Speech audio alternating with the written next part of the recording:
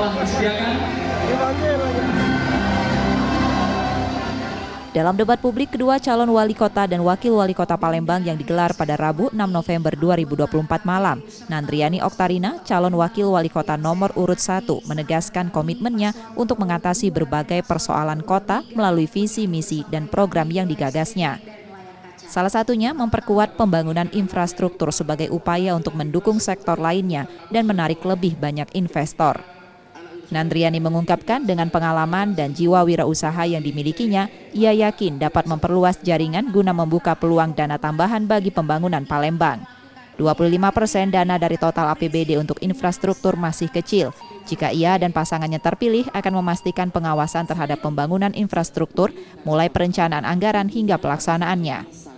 25% angka yang dikucurkan untuk APBD itu sebenarnya masih kecil dan kami berharap untuk infrastruktur bisa lebih besar lagi dan kami akan mencari daripada APBN bagaimana kami sebagai jiwa entrepreneurship bisa mencari link dan networking untuk mendapatkan APBN sehingga kota Palembang bisa dibangun dengan baik infrastrukturnya karena itu bisa membuka investor untuk datang ke kota Palembang untuk pemberdayaan daripada perempuan. Hari ini terbukti bahwa Bu Fitri dan Nandri benar-benar bisa diberdayakan dengan kapasitas building yang baik karena pemberdayaan perempuan itu bagaimana kapasitas dirinya dulu yang baik dan benar-benar menguasai daripada seluruh aspek lapisan masyarakat.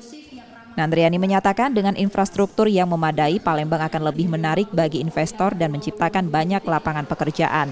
Nandri juga berjanji akan membuka 60.000 peluang pekerjaan dalam 5 tahun ke depan dan menurunkan angka pengangguran sebesar 1%. Reski Oktora, Muklas Diferensial, Kompas TV, Palembang, Sumatera Selatan.